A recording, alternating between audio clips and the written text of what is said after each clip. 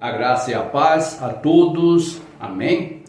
Hoje nós vamos ter uma reflexão com o nome de o chamado que Deus tem para cada um de nós, certo?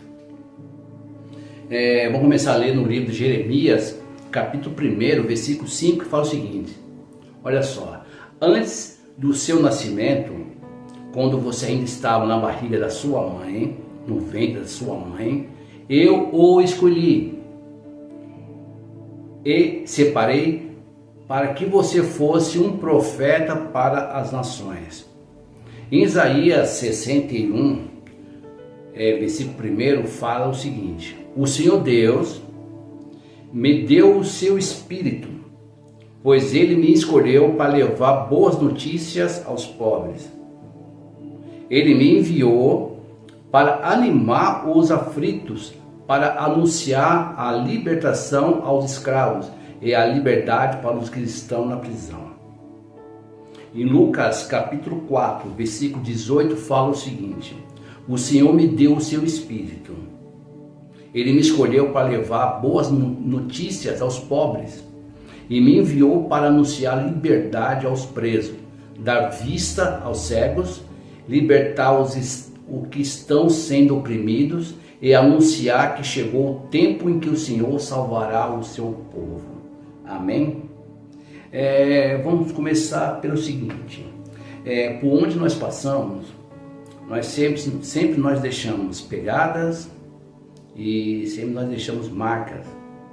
Sempre nós levamos algo e sempre nós trazemos algo, certo?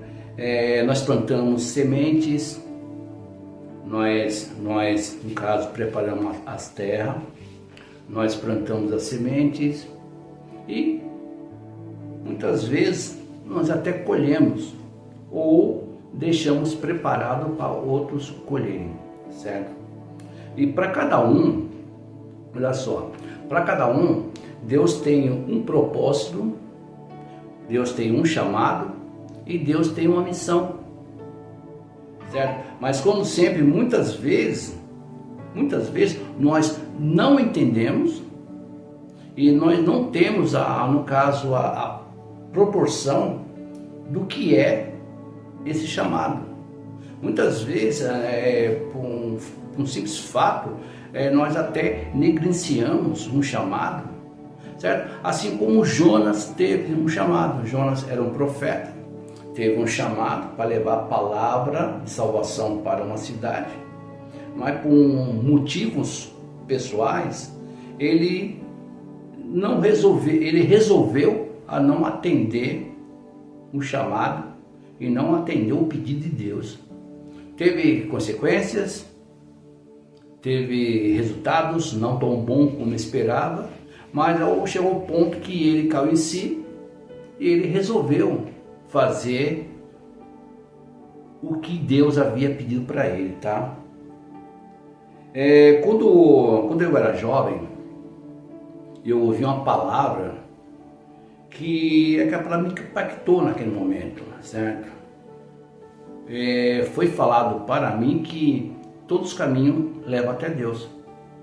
E durante muito tempo da minha vida, eu acreditei nessa palavra, porque realmente, se nós vivemos o teor da palavra, mas só que tem uma coisa, na própria palavra, em João 14, 6, fala o seguinte: quem está falando? Jesus fala o seguinte: eu sou o caminho, eu sou a verdade e eu sou a vida. Ninguém pode chegar até o Pai se não for por mim. Entendeu? Então todos os caminhos levam até Deus, mas o único que leva até o Pai é através de Jesus Cristo. Só que naquele momento que eu ouvi essa palavra, me virou uma chave. Até então, por eu ter na minha mente que todos os caminhos levam até Deus, eu adentrei em várias portas. E para mim, aqueles caminhos eram certos. Só que no fundo, na realidade, aqueles caminhos só estavam levando cada vez mais para o abismo. Pelo amor de Deus, pela misericórdia, que está em João 3,16, que fala o seguinte: porque Deus, nosso Pai, nos amou de uma forma tão incondicional que Ele deu o seu único Filho, Jesus Cristo, para morrer no nosso lugar, para nos dar vida e nos dar, o mais importante, a vida eterna, certo? Isso é graça.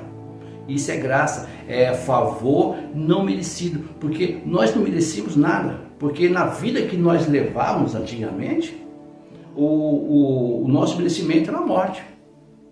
Mas por Deus ter nos amado tanto, que Ele deu o seu único Filho, Jesus. Isso é a verdadeira graça.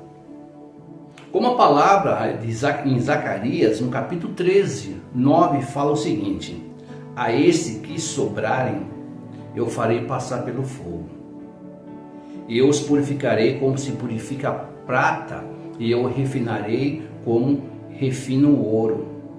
Aí eles orarão a mim, e eu os atenderei.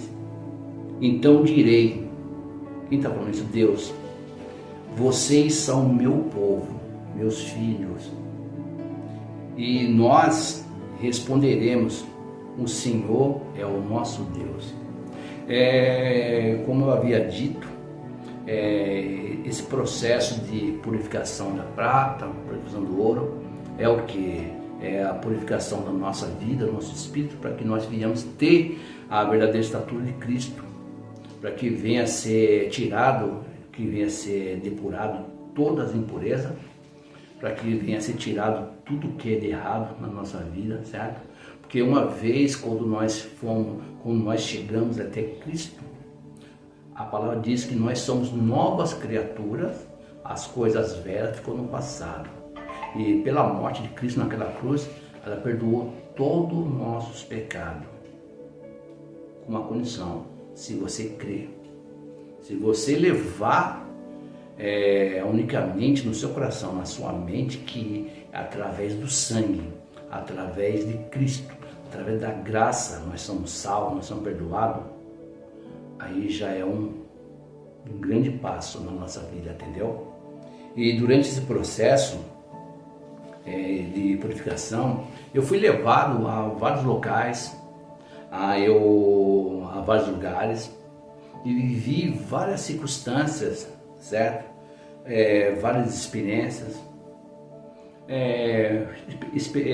experiências boas, experiências não tão boas, a maioria não tão boas, mas pela misericórdia de Deus, de repente Deus é o caminho, a verdade, certo? E aquela palavra: quem está em Cristo é nova criatura, certo? Deus sempre esteve presente. Como fala no Salmo, né? Se eu estiver no abismo, eu sei que o Senhor estará comigo, que o Senhor é meu Deus, certo? Pois aqui na Terra nós somos seres humanos vivendo experiências humanas. Nós estamos aqui apenas de passagem, vivendo experiências humanas, certo? Para que nós sejamos purificados, para que nós possamos falar, sentir, falar: Senhor, o Senhor está comigo, amém. Durante essa caminhada minha, certo? Eu passei por vários lugares, conheci várias pessoas enviadas por Deus, certo? Pessoas abençoadas que me ajudaram, certo? Me mostraram, enfim, me deram assim uma assistência que eu precisava, certo? Eu não posso deixar de citar também um dos presentes que Deus deu na minha vida. Acho que um dos maiores presentes depois da salvação foi a minha esposa, Angélica, entendeu? Uma mulher de Deus, profeta de Deus. Minha família, meus filhos, meu neto, entendeu? E uma mulher guerreira que esteve comigo lado a lado, enfrentando os momentos, muitos momentos, momentos não tão bons, momentos bons, mas esteve sempre firme do meu lado, entendeu? E por isso eu agradeço muito a Deus por tudo que Ele tem feito na nossa vida.